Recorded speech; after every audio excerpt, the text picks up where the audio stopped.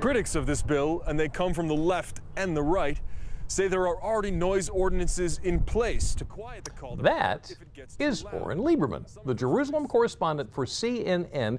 Now, you as a WBOC viewer may recognize him from his time as a reporter out of the Kent County Bureau. In between those two jobs. Yeah, Oren and his wife Cassandra Kramer, who by the way was also a reporter at WBOC, traveled the world. And what happened to him during that time led to a life-changing diagnosis and eventually the book, The Insulin Express. And Oren joins us in historic Studio D, and it sounds like, Oren, we have a lot of catching up to do. A few things have changed, but only a few things. Okay. Well, let's start with you left WBOC. So this is back in 2007. I went to Norfolk, Virginia, reported for a few years just down the road. Then went to Philly for a few years. My wife and I got married. Cassie and I got married.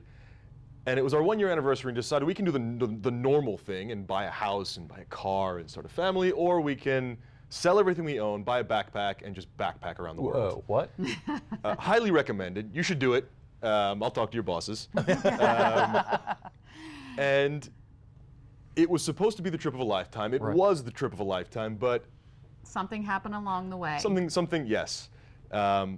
About 4 months or 3 months into the trip, I started showing symptoms, but I didn't know they were symptoms yet. I had to go to the bathroom constantly. I was always thirsty, felt weak, and was losing weight. And I showed these symptoms for about 2 months, but I always wrote them off, right? The symptoms started in Israel. It's a desert. Of course I'm thirsty. Then in Thailand, it's 95 degrees. Of course I'm thirsty. And then we were in Nepal volunteering. We were teaching English to Buddhist monks. It was the dry season. Of course I'm thirsty. And finally, after we Skyped with her parents and my parents, they both said, "Are you on a diet? You look like you've lost some weight." Maybe I lost 15 to 20 pounds. No big deal. Stepped on a scale, and I'd lost 40 to 45 pounds. Wow. And that's when I realized this is not a diet. Something's up. Something is up. Went to a local clinic in Pokhara, Nepal, a city outside the main city, the capital, and the doctor misdiagnoses me. He says, it's malnutrition. Eat more, drink more fruit juice, you'll be fine. Come back 3 days later, it was not malnutrition. He pulls out a blood sugar monitor, which I recognized from my friend has diabetes, and he tests my blood sugar, and I was in the 300s. And that was February 13th, and he said, come back tomorrow, we'll do another check just to make sure.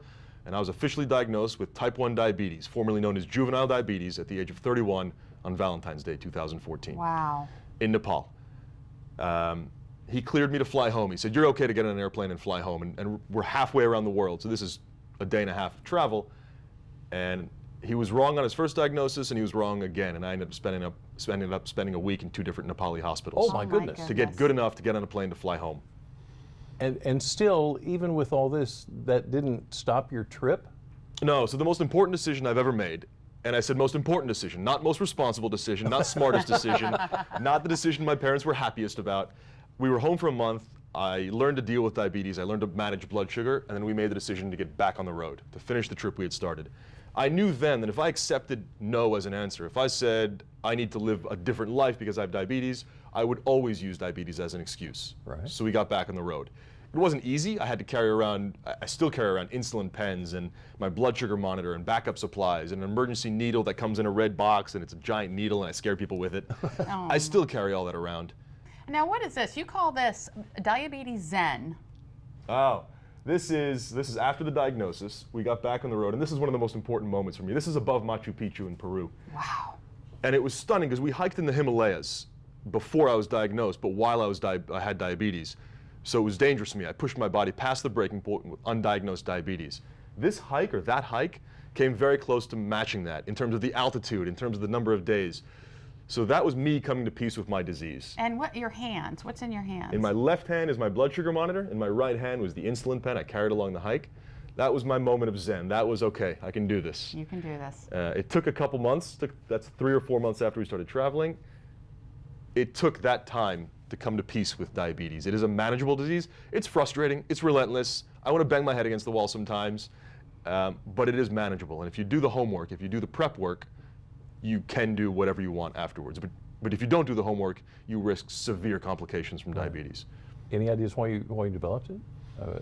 Scientists, researchers don't know why I developed it. Yeah. The guess is that I was genetically predisposed my entire life, and somewhere I encountered the trigger. Maybe a virus decided to plant itself in my pancreas, my body goes to shut down the virus, it shuts down my pancreas, bam, 31 years old, type 1 diabetes. There you are.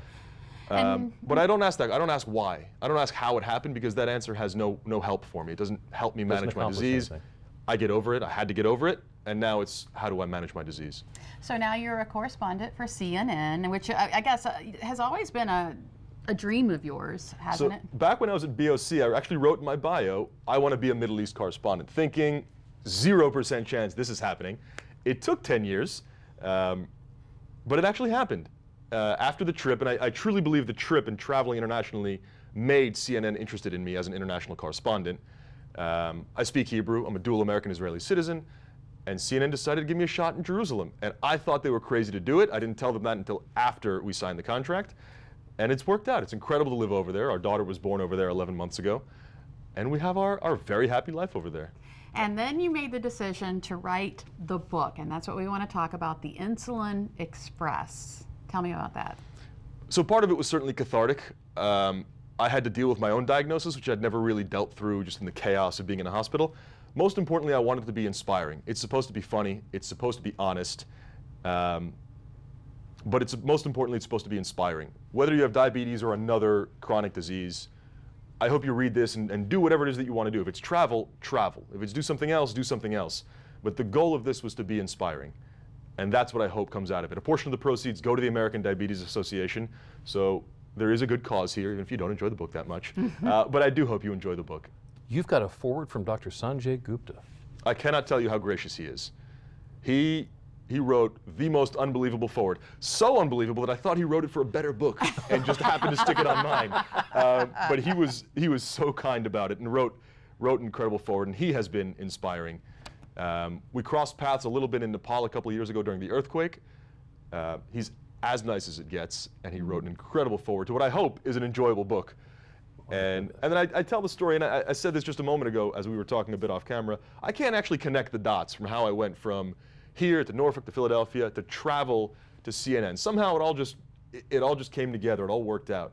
But I will always look back on the trip, even with my diagnosis, as the trip of a lifetime. Yeah. And you're feeling well now? You're managing it? Absolutely. There are certainly better days and worse days. And that's one of the frustrating things. You can have great blood sugars for 3 weeks, and that doesn't mean you're going to have great blood sugars the next day. Everything can go haywire the next day. But I'm managing it. I'm healthy. I have a healthy HbA1c for those with diabetes who knows what that means. Yeah. That's the main number. Right. And doing well. And you're just busy signing your book. I understand you. That's what you're doing over here in the States. You were in Pennsylvania. Pennsylvania, Virginia. Visited the American Diabetes Association. I'll be in Southern Jersey tomorrow. So now the focus is the Insulin Express. I hope you read it. I hope you enjoy it. It was a pleasure to work with not only Sanjay Gupta, but also the American Diabetes Association.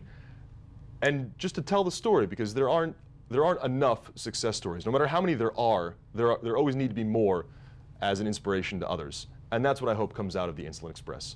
Well, thank you so much for putting Salisbury and Delmarva on your stop. Absolutely. What a fantastic journey. It is a great story. The book is called The Insulin Express by Oren Liebermann. If you would like to read more about Oren and the book, we're going to have all that on our website, delmarvalife.com. Yeah, thanks.